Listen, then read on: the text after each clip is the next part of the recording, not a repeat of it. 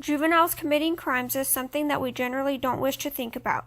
However, with recent crimes and the attention they have brought, juvenile delinquency is becoming a topic that is brought to mind frequently. We must ask ourselves an important question. What is a juvenile delinquent? A juvenile delinquent is a person who has committed a crime who is under the age of 18.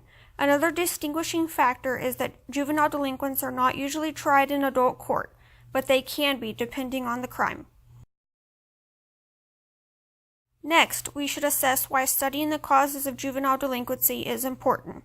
When we study the causes of juvenile delinquency, we have a greater understanding of why juveniles commit crimes. We can then see the importance and ultimately learn what would be effective to prevent those types of crimes from occurring. This presentation will seek to understand some of the root causes behind juvenile delinquency. In order to do so, this presentation will study 3 different sociological theories and identify their features and how they relate to juvenile delinquency. The theories that perhaps explain juvenile delinquency the best are social control theory, labeling theory, and social learning theory.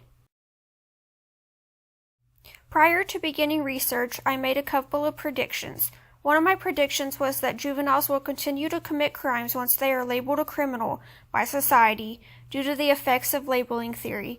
My second prediction was that when a child has a weak attachment to their families, their chances of becoming a criminal increase greatly.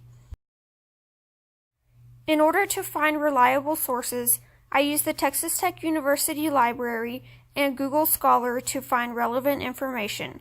I began using general search terms such as juvenile delinquency and later used specific search terms such as juvenile delinquency and social learning theory in order to find specific information about each of my theories. To begin studying the causes of juvenile delinquency, we will first begin with social control theory. Travis Hershey developed social control theory in the late 1960s. What made social control theory so revolutionary is Hershey asked what forces led people to follow the law instead of why people choose to break the law. Hershey stated that children form a bond to society early in their childhood. This bond will then prevent them from engaging in delinquent behavior. A child who does not form these bonds will perform deviant acts. Hershey stated that a bond is comprised of 4 different elements: attachment, commitment, involvement, and belief. Attachment is the bond that is created between a child and others in society. These people can include their peers, parents, and teachers. If a child is more capable of sharing and communicating with these people, he or she is less likely to commit delinquent acts. When a child has strong bonds with their parents, for example, they may feel concerned about disappointing their parents and are, in turn, less likely to turn to delinquency. Commitment is described as the desire to achieve the goals of society. Commitment to long-term goals is important as it keeps the child on track and prevents straying toward delinquent acts. Long-term goals can include finishing school, getting married, finding a high-paying job, and having a family. These goals help to maintain accountability of one's actions. If one is in trouble for a crime, the chances of being able to complete these goals decreases. For example, a criminal background can prevent entrance into some schools and cause rejection at some jobs. Involvement relates to the activity levels of the child. These activities can include extracurricular programs at school, church, and volunteer work. Hershey stated that children who are involved in such programs do not have time for delinquency as they are spending their free time doing constructive activities. Beliefs are the child's core values. Hershey states that delinquency is not caused by a belief in delinquency in the subculture, but a lack of belief in the basic norms of society. The child rejects what is normal and acceptable in society and thus turns to delinquency. These are the 4 types of bonds that are described by Hershey. When these bonds are weak or broken, a juvenile is much more likely to turn to delinquency.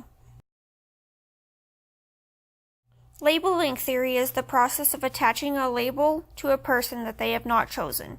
These titles come with traits and generalizations about the individual. A label becomes a part of a person's identity and becomes hard to change. Labeling theory acts as a self-fulfilling prophecy. Self-fulfilling prophecies are those that often come true because we may act as though they are already true or are strongly expecting the prophecy to come true. Some of the labels that could be related to juvenile delinquency are thug, criminal, gangster, troublemaker, and delinquent. These labels will increase the likelihood that an individual will continue to commit crimes.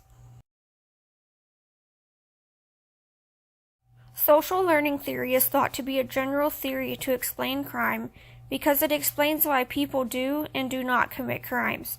The likelihood of whether someone will commit crimes increases when they associate with others who commit crimes and see crime favorably. Social learning theory has 4 basic concepts: differential association, definitions, differential reinforcement, and imitation. Differential association refers to the social interactions between those close to the child, such as family, neighbors, and teachers, as well as the child's interaction with media, such as the internet and social media websites. Having friends that are in church groups and sports are examples that could lend a positive influence. However, friends that are engaging in criminal activities such as drugs and theft play a role in the child also becoming delinquent.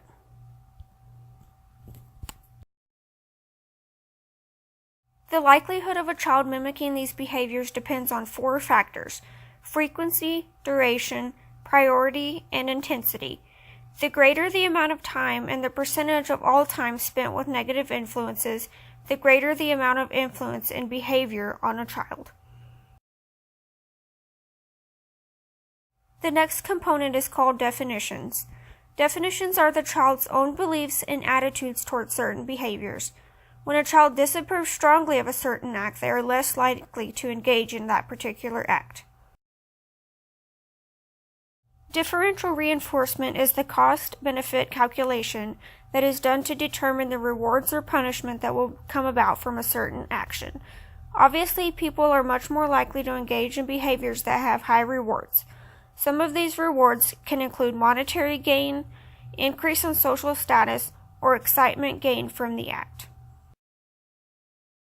Imitation is mimicking behavior that was observed.